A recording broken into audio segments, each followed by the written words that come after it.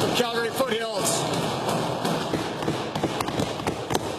Mr. Speaker, I came to know that the federal government has $800 million fund for innovation networks and clusters and is expected to decide in April or May how the funds will be doled out. Based on our population, if Alberta gets 10 to 12%, that would be $80 to $96 million. Can the Minister confirm or deny that the Alberta Innovates is in line to receive funding from this federal government program? Honourable Minister of Economic Development and Trade.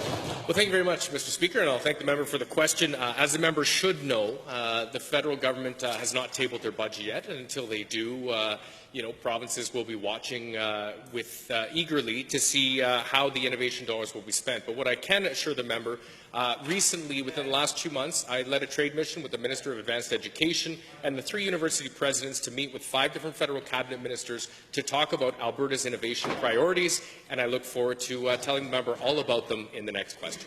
First supplemental.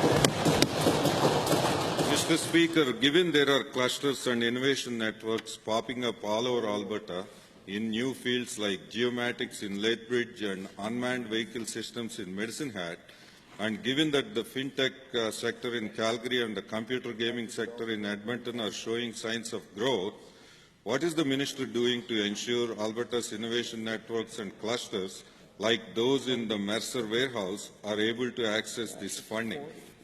Minister.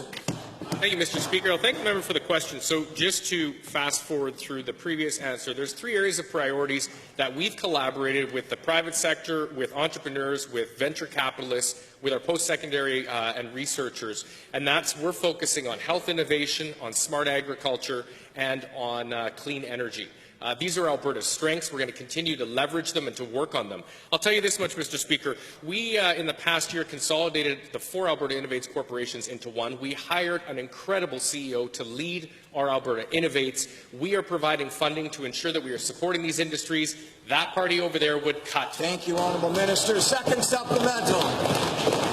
Mr. Speaker, given that President Trump aims to reform H-1B visas such that computer programmers and entrepreneurs from India will no longer be indentured servants of Silicon Valley, and given India's status as the #1 country sending out migrants to the world, to the same minister, what are you doing to ensure those economic immigrants leaving the USA choose Alberta as their home to create software and startups, despite the NDP calling Albertans sewer rats? Mr. Speaker. Point of order. Mr. Speaker, there's a number of initiatives that our government is undertaking, and I want to remind the member and members opposite who continually try to run down our province that our government is standing up for Alberta. Last year, we had the largest private sector capital investment in Canada. We are leading and will lead the country in economic growth in 2017 and in 2018. We have the highest weekly earnings, the highest employment rate. We have the youngest population in Canada, one of the most educated. And, Mr. Speaker, our government is investing and working with organizations like Edmonton Economic Development and Calgary Economic Development to attract talent and companies here to Alberta. Thank you, Honourable Minister.